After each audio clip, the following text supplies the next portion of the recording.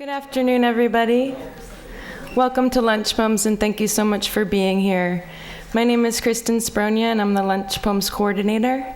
It's my great pleasure to welcome you all here today. I want to let you know about our next upcoming events. If you're not already familiar with this, we have launched a new reading series in the library featuring prose writers, mostly this semester from around the Bay Area. And 2 weeks from today, on February 21st, we'll have Vikram Chandra reading.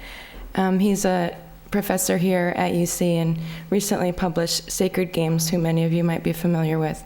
And the timing's a little different. It's not lunch prose. It's in the early evening. That reading will be from 5 to 6 in 190 Do, just across the hallway here. And our next lunch poems reading is March 6th with Diane DePrima. So I hope to see you all here back for that as well. And today our reader is Arthur Z., who is a second-generation Chinese American born in New York City. In the early 70s, while a student here, he received the coveted Eisner Prize, which students on campus are very familiar with as the award given each year for the highest achievement in the creative arts. Since that time, he has gone on to win countless other awards, including a Lila Wallace Reader's Digest Writers Award, a Guggenheim Fellowship, an American Book Award, 2 National Endowment for the Arts Creative Writing Fellowships, to name just a few. He is a professor emeritus at the Institute of American Indian Arts and is the first poet laureate of Santa Fe. Since graduating from Cal, he has published 8 books of poetry, most recently Kipu. It's beautiful. We have this as well as a few other of his titles available for sale. And when I was reading this book and thinking about this introduction, I kept returning to the title. Kipu are sets of strings tied in an intricate coat of knots, like here on the cover, that were used as a record-keeping system by the Inca civilization. And the Kipu are not unlike Z's poems. Both exhibit perfection of position and form. Both display mastery of tone and texture. And both reveal to us secrets and knowledge from the past. What the Kipu translates for us in yarn, Z's work does in words. I also hear that he's a great reader, so we're very happy to have him here today. Please help me to welcome Arthur Z.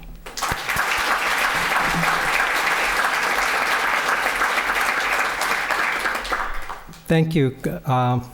Thank you, Kristen, for hosting me, inviting me back to Berkeley. And although he's probably on an airplane, I want to thank Bob Haas as well for inviting me back to Berkeley. I'm going to read across books and start with an early poem and then read from Kipu and then a long new piece from a manuscript that will be published next year. But here's the first poem. In your honor.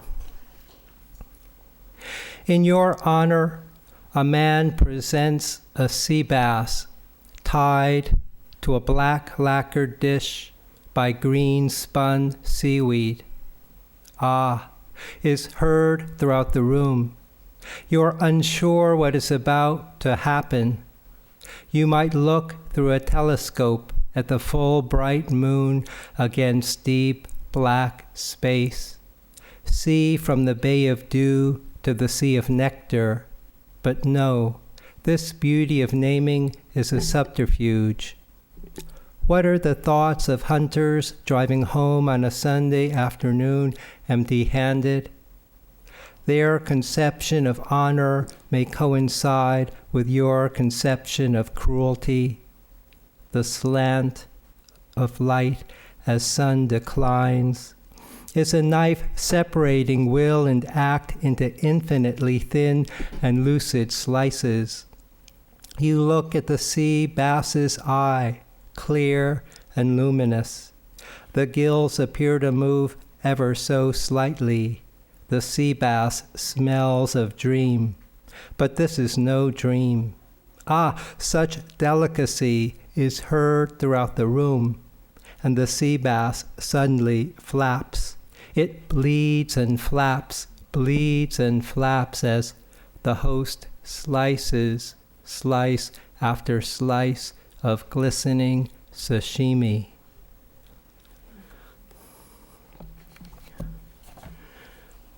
This next set of poems is from Kipu, and Kristen did such a beautiful job introducing the metaphor. I'm just going to read a selection from the work.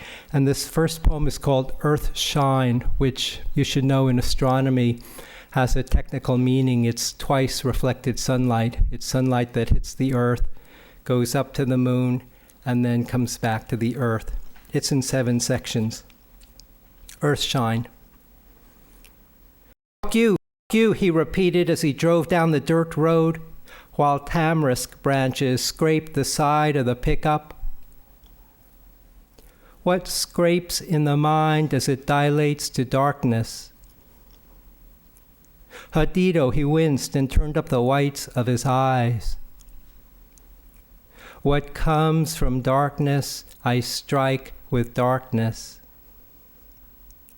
Who hears a night-blooming cirrus unfold a white blossom by the windowsill? Crackle of flames in the fireplace. Lapping of waves against rocks as a manta ray flips and feeds on plankton. The gasp when he glanced down at the obituaries. The gasp when she unwrapped flecked rice paper to find a letterpress broadside. Spurt of match into gold as he lights white beeswax candles. She is running her hair between his toes. He is rubbing her nipples with his palms. What comes from brightness, I strike with brightness. His ankles creaked as he tiptoed to the bathroom, waking to a cat chewing on a mouse in the dark. Hiking up a trail in the Manoa Valley Arboretum, he motions with his hand to stop as he tries to distinguish whether a red-whiskered or red-vented bulbul has just landed on a branch. I spot a macadamia nut on the ground, glance up into an adjacent tree, and am shocked by 2 enormous jackfruits suspended from the trunk. Revelation never comes as a fern uncoiling a frond in mist. It comes when I trip on a root, slap a mosquito on my arm. We go on, but stop when gnats lift into a cloud as we stumble into a bunch of rose apples rotting on the ground. Although we continue to a dead end where water runs down a sheer rock, the mind stops here. Here Amanita muscarius release a cloud of spores into cool August air. Here lovers make earth shine on a waxing crescent moon. Here the phone rings and I learn of a suicide. A pinhole grows into an eclipse. Here water drips as I descend into a sloping black lava tube. Say teeth. Say gnawed his teeth in his sleep. Say each spring he scraped peeling blue paint off the windowsill. Say the ocean flickers. Say a squiggly chalk line screeching down a blackboard opens a black rift. Say on a float house yellow cedar smoke rises in the wood stove. Say burn. Say crumpled white papers ripple then burst into yellow twists of flame. Say parallel lines touch in the infinite. Say peel. Say stoplight screech go green laugh. Say screech rip slam thud body scrapes bleeds to bone. Say hyena. Say bobcat stripped of skin. Say a black cricket chirps in a corner of the room. Say hang. Say ox shoulder hangs off hook. Say trimming roses she slashed her left wrist. Say shit smear hair sway leaf gold ooze. Say crack. Say breaking a wine glass in a white napkin recovers a sliver of original light. Say egg white eyeball splash. Say rinse. Say bend to earth, find a single stalk, budding, gold. He hanged himself with his belt on the bosque, is no longer a whip that reddens and flays the skin. Donkey piss, he once cracked. But who knows how the light sizzled and burned a hole that gnawed and gnawed, so that the more he twisted, the more he convulsed into a black pitch. Orange daylilies are blooming along the driveway. Long-stalked delphiniums are bending to earth. A firework explodes in white gold, then bursts into a green shimmer. He leaves teeth marks on her neck. She groans and shows the whites of her eyes. When a car rushes by on a wet road, he hears a laborer throw sand against a tilted screen and realizes 23 years ago he threw sand against a tilted screen. Now, when he strokes the tendons of her left wrist, she sighs. They are now nowhere, everywhere, none such. They are not look-back time, but full moon, first light. She said, he said, moon in his sleep. When he looked through the pot-bellied telescope, the light of the full moon made him wince. He had to gaze into darkness and then saw from mare cognitum to mare serenitatis. The mind aches to see at such distance, such definition. When she heard the barking dog, she shined a flashlight and spotted a porcupine on the roof. As you would spotlight a deer. A snake slides under the redwood boardwalk by the kitchen. He kisses her shoulders, rubs the soles of her feet. The mind aligns such slivers. Say dragonfly courts cattail tuning fork wave. Say earth star bursting into alpine air. Say C squared. Say even the sacred barley drink separates if it is not stirred, and see how stirred one can find repose. Sipping mint tea in the ebbing heat of the day, I recollect how we stumbled onto a raccoon squashed between boards leaning against a fence, tadpoles wriggling at the edge of a pond. On the living room table, 36 peonies in a vase, dry and become crepe paper light to touch.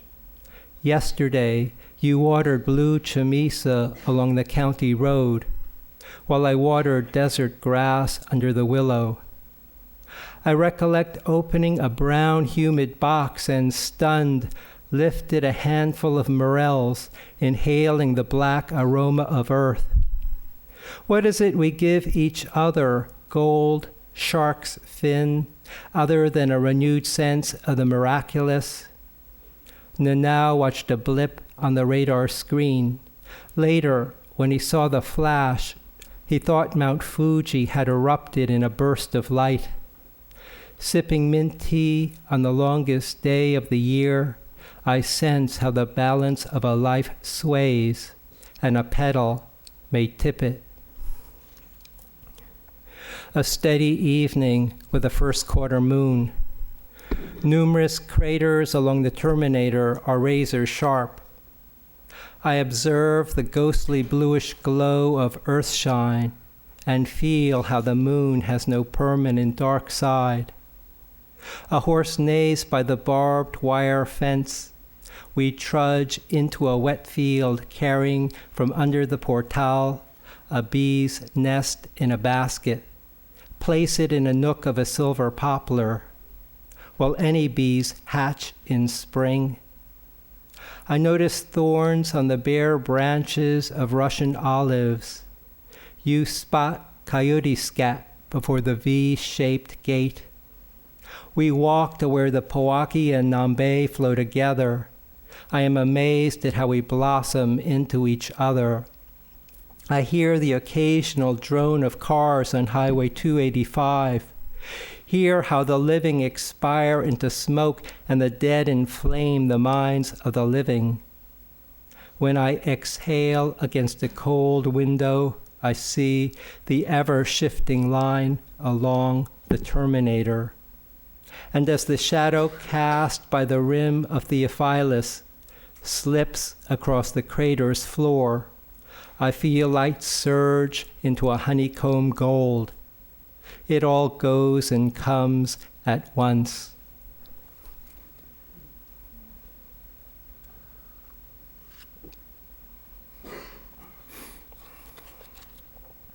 The book is obsessed with language, and as one of those obsessions, I used the letters X and O as a kind of intersection in cosmos or cosmology. And this next poem is syntactically one sentence, and it's called X and O.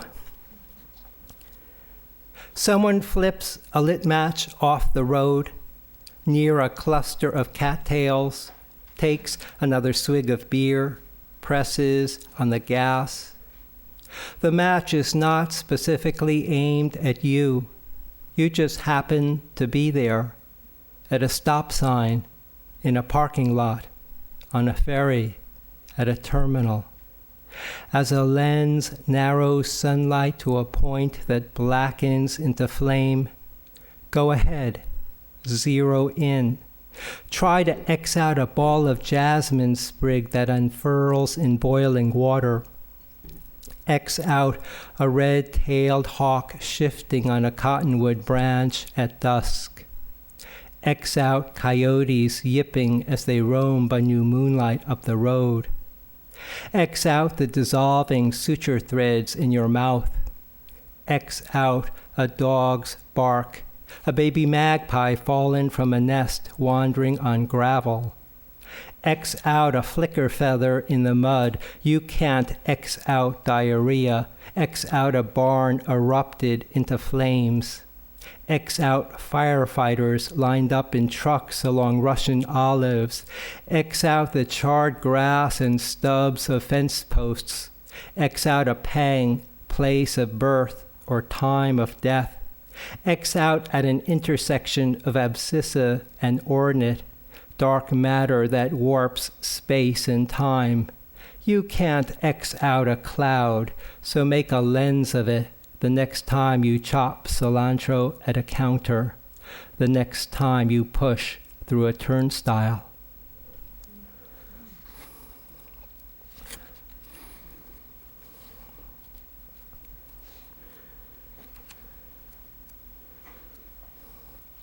You can tell I'm a science dropout from some of these poems.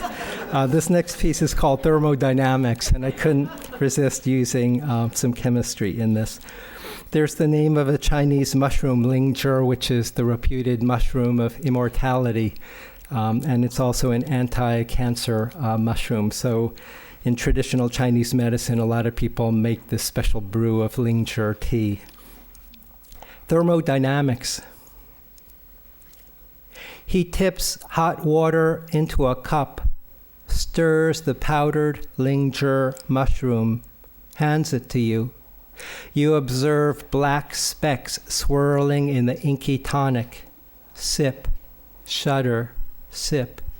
It is supposed to treat neurasthenia, dizziness, insomnia, high serum cholesterol, coronary disease, rhinitis, asthma, duodenal ulcers, boost the immune system. You scan the room, catch crescendos and decrescendos to the flute music on the stand. Pick out the first character, spring, written in official script on a scroll. Warring states, bronze mirrors lined up on stands. You pick up the last strands of glistening jellyfish, note speckled tracks of grease on the platter. Feel as if you are jostled in a small airplane as it descends into cumulus clouds. In Beijing, A couple wanted to thank him for arranging financial sponsorship of their son in America. Under the table, she rubbed her leg against his and whispered she had tomorrow off from work.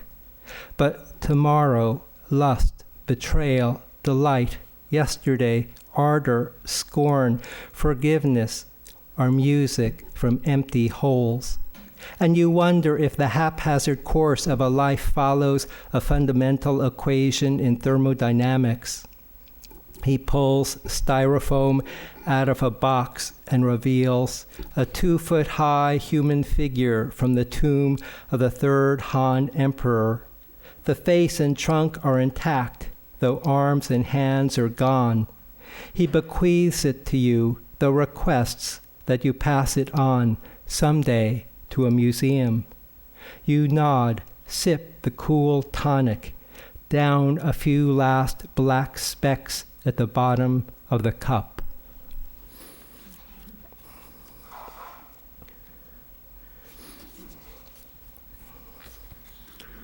Oxhead dot. Oxhead dot, wasp waist, mousetail, bamboo section, water caltrop, broken branch, stork leg, a pole for carrying fuel. These are the 8 defects when a beginning calligrapher has no bone to a stroke. I have no names for what can go wrong. Peeling carrots, a woman collapses when a tumor in her kidney ruptures. Bronze slivers from a gimbal nut jam the horizontal stabilizer to a jet, make it plunge into the Pacific Ocean. Hyena! A man shouts into the darkness and slams shut the door. Stunned, I hear a scratching. Know that I must fumble, blunder, mistake, fail. Yet sometimes in the darkest space is a white fleck, oxhead dot. And when I pass through, it's a spurt of match into flame, glowing moths loosed into air, air rippling, roiling the surface of the world.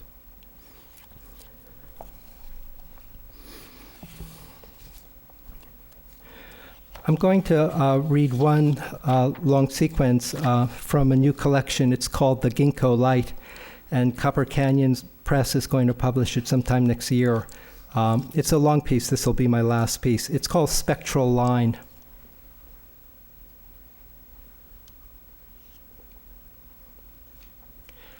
It takes its impulse from 22 years of teaching at a college for American Indian students in Santa Fe. It's called the Institute of American Indian Arts. The four-year college was founded by John Kennedy in the 60s.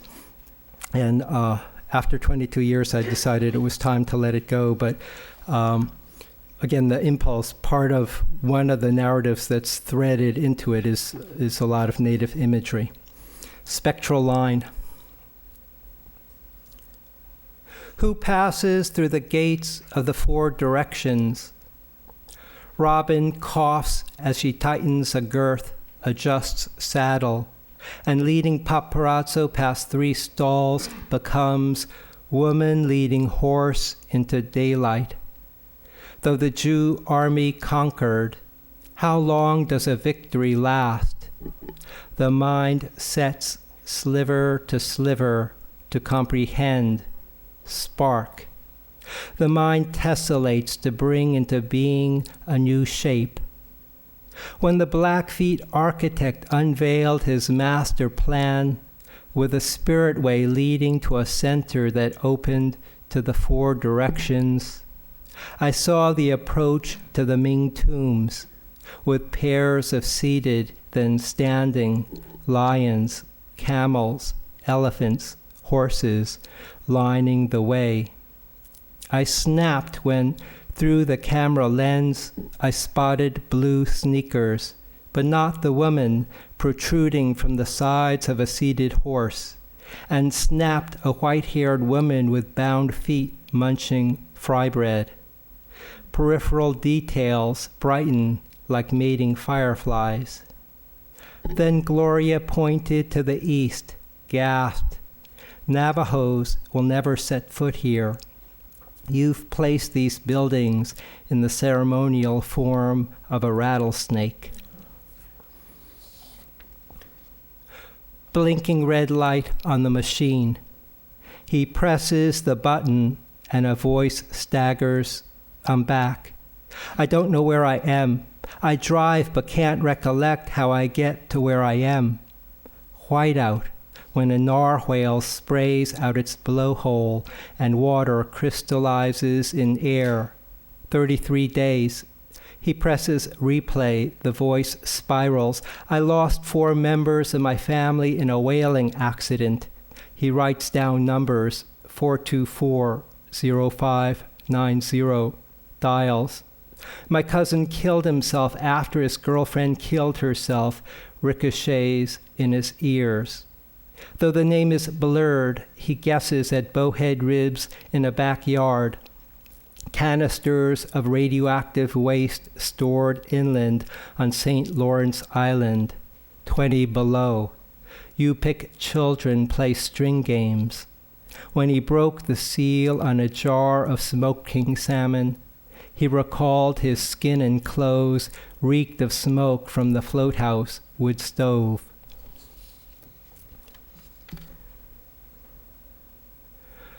The stillness of heart-shaped leaves breaks when a grasshopper leaps. I have never watched so many inch along branches before. Though they have devastated butterfly bushes, they have left these lilacs unscathed. But can I shrug, be marathoner running into spring light over pinon-dotted hills? The mind may snag, still, weigh, sift, incubate, unbalance, spark, rebalance, mend, release. When one neighbor cuts grasses infested with grasshoppers, inadvertently drives them into another's organic farm loaded with beets, lettuce, basil, carrots, kale, chard. We cannot act as if we were asleep, do not entrench boundaries, but work to dissolve them. From light to dark is a path of how many miles? Together they sowed dark millet and reclaimed the reed marsh. As we entwine in darkness beginning to trace light, dew evaporates off tips of grasses. North they headed to Water Bend. What joy awaited them. I had to shoot myself or shoot someone else. Cries of snow geese in the wave of sunrise. The secretary winked. I'm wearing edible panties. Concubines were immolated on the emperor's death. The green tips of a leafing apple. Here are instructions for when I am dead. He was retracing the long walk. When we addressed them as Tungjer comrades, they laughed. She swallowed the white sleeping pills and nearly OD'd. The spring wind blew the axe off the chopping block. When confronted with plagiarized lines, he shrugged, I dreamed them. The ex-Marine checked staff desks at 8:20 for attendance. From the south, elephants. From the west, horses. From the north, camels. Stepping through the miniature garden, they had no idea they were writing the character Heart. She danced in a topless bar. When the Army recruiting film previewed in the underground bomb shelter, the crowd jeered. She surprised him with a jar of Labrador leaves. Try to add to the sum total of human culture. Though the edges and angles are many, who knows their number? Acoma Pueblo, Dene, Crow, Oglala Lakota, Menominee, Northern Ute, Zuni Pueblo, Kiowa, Muckleshoot, Standing Rock Lakota, Muskogee, Ojibwe, San Ildefonso Pueblo, Comanche, Tlingit, Mescalero Apache, Siberian Yupik, Jemez Pueblo, Pawnee, Chugach Alutiiq, Mohawk, Swampy Cree, Osage, Taos Pueblo, Arapaho, Jicarilla Apache, Paiute, Haida, Onondaga, Cochiti Pueblo, Sioux, Eastern Shawnee, Caddo, Santa Clara Pueblo, Northern Cheyenne, Prairie Band Potawatomi, Choctaw, Chickasaw, Tsalagi, Inupiat. We forage for black and yellow morels under tulip poplars, but they are camouflaged on the forest floor. Wherever I squint, I mark varicolored leaves, clusters of deerscat. At first, I zigzag a branch back and forth under leaves, expecting to uncover some. Then learn to spot check near the trunks, forage further out above the roots among lichened rocks. We bring 24 back, sauté them, add to pasta salad, sip wine. But what coalesces in the body for weeks are glimpses of blossoming redbuds while driving along a road. Horses by the second gate, lights on the porch, a basket of apples, bread, farm milk set at a downstairs table, rocking horse upstairs, 2 tapers lit, quicksilver kisses, a diamond light, and before, tremor when you felt something odd, pulled a black tick off from behind your ear, brushed a smaller one out of your hair. Who rescues hunters tipped into Arctic waters? The hour is a cashmere scarf. As a black man near a fountain raises saxophone to his lips and showers the street with shimmering gold, red lights of an ambulance weaving in traffic bob into distance. From a dome, a pendulum swings, almost touches numbers that mark the hours in a circle on the floor. When Robin's co-workers were terminated, she left her telecommunications job to groom the horses she loves, even in 0-degree weather. She cinches a saddle on Nemo even now. A meadow mushroom covered overnight under a glass bowl releases onto white paper a galaxy of chocolate brown spores. When you are still, you spot the chance tracks of the living. Who can suspend time on a string, make it arc back and forth while Earth rotates around it? Incoming freshmen have been taken hostage, the letter to the president began. We demand computers and art supplies, limo service to the gathering of nations. The sum total of Pell funds be released at once. Benildus Hall is our headquarters. When the SWAT team surrounded the building, someone pointed to the small print, Happy April 1st. The mind seizes a spore, then releases it. Descending into the Ming tomb, I discerned electric lights, a cold iron railing, people shuffling down steps, camera flashes, people shuffling across up the other side, then out. But nothing was at the center, only now, the moment when water from 6 directions is water from the 6 directions. A neighbor listens for wings before dawn. Plums begin to drop from branches. A driver's door opened and a head rolled out of the burning car. Once she told me I could not expunge it. A backhoe beeps when the driver moves it into reverse, beeps above the din of morning traffic. A ginkgo flames into yellow gold while elsewhere red tulips flare on a slope. The mind weighs, balances antinomies.